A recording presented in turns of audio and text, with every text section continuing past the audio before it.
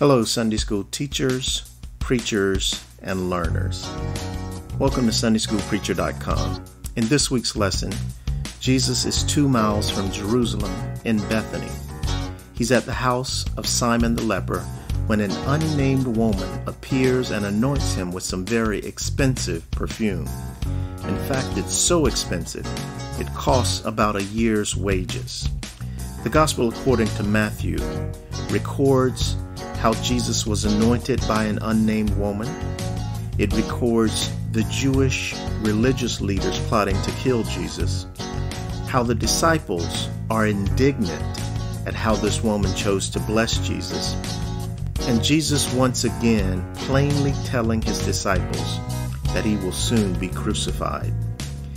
Stay tuned to see how the story unfolds and why it's important to remember. Now, if you are looking for a concise overview of background, context, characters, themes, and topics that get straight to the point, saves you time, and enhances your own study, you're in the right place. This is all about helping you understand the lesson in ways that are helpful to you and your listeners. The only way I know that this is helpful is if you subscribe or click the like button. So please subscribe or click the like button and then share this site with other Sunday school teachers, preachers, and students across your social media platforms. So with that said, welcome again to SundaySchoolPreacher.com, and let's go to work. First, we'll look at the background for today's text, the Gospel according to Matthew. Matthew, also known as Levi the son of Alphaeus, is a tax collector. Tax collectors were despised by the Jews because they were seen as collaborators with the Roman Empire. In today's text, we see Jesus associating with Simon the leper. Lepers were another category of shunned or rejected people that Jesus associated with. Just as Matthew's occupation didn't matter to Jesus, neither did Simon's illness. Keep in mind that this text is written to Jewish Christians about 70 AD, after the destruction of the temple. The New Interpreter's Bible Commentary writes that Matthew's Gospel is written in part to show that God has intervened to reassert the rightful rule of the kingdom of heaven and to impart its blessings to the covenant people of Israel and ultimately to all nations.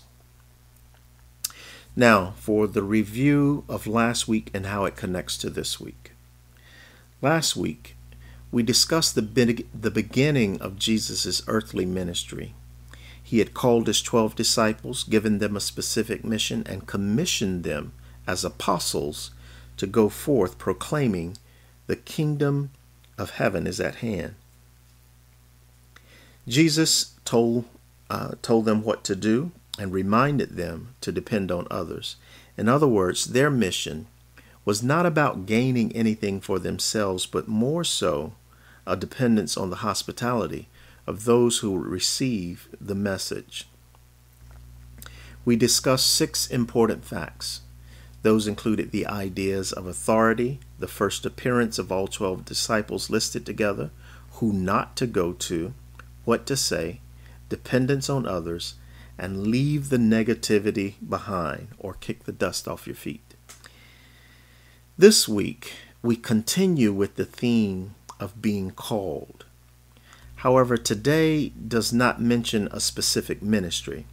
Instead, it is a general call to action that everyone should participate in.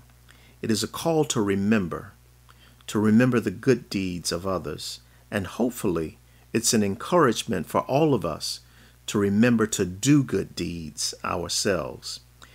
Townsend, Boyd's, and Standard Commentary titled this week's lesson, Called to Remember. The scripture text comes from Matthew, the 26th chapter, verses 1 through 13. Now, what takes place in this passage? What happens in this passage? In this text, there are several sections that could be entire lessons all by itself. I'll briefly mention some of those ideas, but focus on the idea of remembrance. The text begins by saying, when Jesus had finished saying all these things.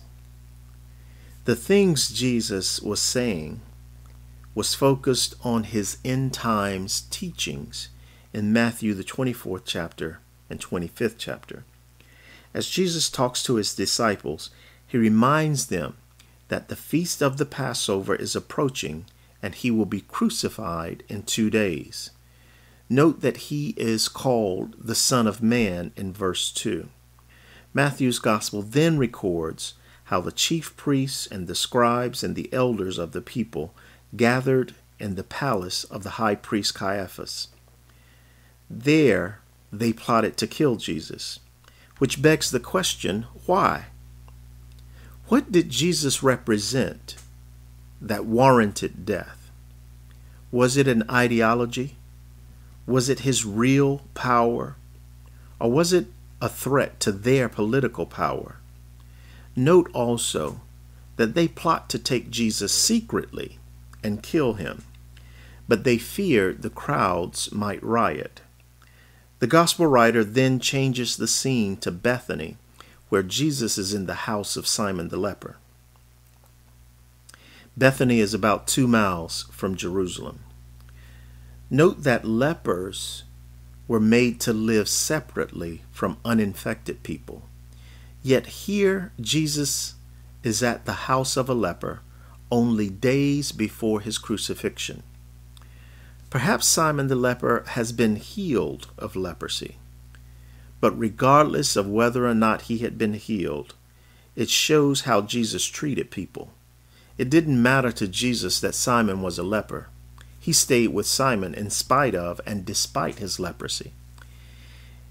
In this leper's house, an unnamed woman with very expensive perfume appears and anoints Jesus' head. The disciples were indignant because they saw this as wasteful. The disciples thought it could have been sold and the money given to the poor. Townsend commentary writes the perfume could easily represent a year's wage for an unskilled laborer. So it was indeed expensive and could have done a lot of good. In one way, this is to the disciples' credit. It shows that they were thinking about others and not just themselves. When Jesus understood they were upset, he explains, "The poor you will always have with you, but you will not always have me." I like the New Interpreter Study Bible commentary on this verse. It explains that Jesus' statement does not mean the poor should not receive help. Rather, Jesus recognizes that poverty always accompanies imperial rule and will do so until God's empire is established. After the unnamed woman anoints Jesus and the disciples complain about her good deed, Jesus then plainly tells them, "She did it to prepare me for burial." I wonder if the woman already knew about his impending crucifixion. I wonder if she understood the danger, if she understood who Caiaphas and those who were gathered to plot against Jesus was. I wonder if she understood that danger better than the disciples. This unnamed woman, at great expense, demonstrates her love for Jesus, perhaps because she already knew better than the disciples what the next few days would entail. So let's give the text some context. Maya Angelou wrote, "I've learned that people will forget what you said. People will forget what you did, but people will never forget how you made them feel. The unnamed woman in today's text clearly has strong feelings for Jesus.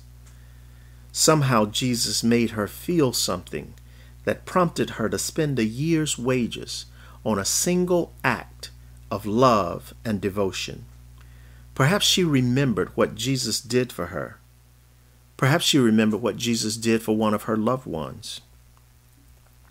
At any rate, she remembered. She remembered Jesus, and this was her attempt to recognize, acknowledge, and demonstrate her love to the Savior. She remembered Jesus in a very special way, and as a result, Jesus proclaimed that she too would be remembered. It's been said many times that only what you do for Christ will last. So do it for Jesus. You should remember others throughout the year, but especially during Holy Week as we move toward Good Friday and then Easter or Resurrection Sunday. Remember others in special ways for Jesus. And remember what others have done for you. It may be time to jot a note or send an encouraging email or just call someone to say hello. I remembered you today. Key characters in the text. Of course, Jesus Christ is the central character, and Jesus of Nazareth as the Messiah, and according to the Christian Church, the incarnate second person of the Trinity. He was crucified on a cross, raised from the dead by the power of God, and his followers worship him and seek to obey him. Son of Man. Jesus is called Son of Man in this text. And Son of Man is a Hebrew or Aramaic expression that may be a synonym for humankind. Ezekiel 2:1 in the NRSV is called mortal, the New Revised Standard Version. Ezekiel, the 2nd chapter, verse 1, is called mortal. Or it may refer to an apocalyptic figure who will judge the righteous and unrighteous at the end time. You can see Daniel, the 7th chapter, verses 13 through 14 for that reference. Son of Man is also used as a title for Jesus. And you can see Mark, the 2nd chapter, verse 10, and the 8th chapter, verse 38. Simon the leper is a key character in this text. Some scholars propose this is the father of Lazarus, Martha, and Mary. The unnamed woman is another key character in this text. The unnamed woman. Each of the Gospels include this story of a woman who either washed the feet of Jesus or anointed him with expensive perfume. In Matthew, Mark, and John, it takes place in Bethany, just days before the crucifixion of Jesus. John identifies her as Mary of Bethany, and this takes place at the home that Mary shared with her brother Lazarus and her sister Martha. Caiaphas is another key character in this text. Caiaphas, as high priest, he presided over the first trial of Jesus before the Sanhedrin Jewish courts. And keywords, not necessarily in this text, but good for discussion. One keyword is Passover. And Passover is the Jewish commemoration of the passing over of the angel of death prior to the Exodus from Egypt. You can see Exodus, the 12th chapter, verses 13 and 23. The Passover festival begins on the 14th day of Nisan and is 8 days in duration. Christian Passover is another key word in this text that we might consider. Christian Passover is a term for Easter and the celebration of Christ's victory over sin and death, as the Jewish Passover had celebrated the Exodus and liberation of Israel from slavery. You can see 1 Corinthians, the 5th chapter, verses 6 through 8. Palm Sunday is another key word. Palm Sunday is the Sunday prior to Easter, commemorating Jesus' entry into Jerusalem to the shouts of Hosanna and the waving of palms. John the 12th chapter, verse 13. It is the first day of the Holy Week. So, themes, topics, discussion, or preparation ideas. One theme might be remember me. In this text, you could pull from this text. Another idea you might be able to pull from this text is when money doesn't matter. See verses 8 and 9. Or an unnamed woman with a well-known purpose. Also, you might pull from this text when organized religion goes wrong. See verses 3 and 4. Questions that you might pull from this text. List ways we can honor the idea of remembering Jesus and others. A second question might be, the unnamed woman spent a year's wages in a single act of love and devotion to Jesus. In what ways can we show our love and devotion to Jesus? And then a concluding thought.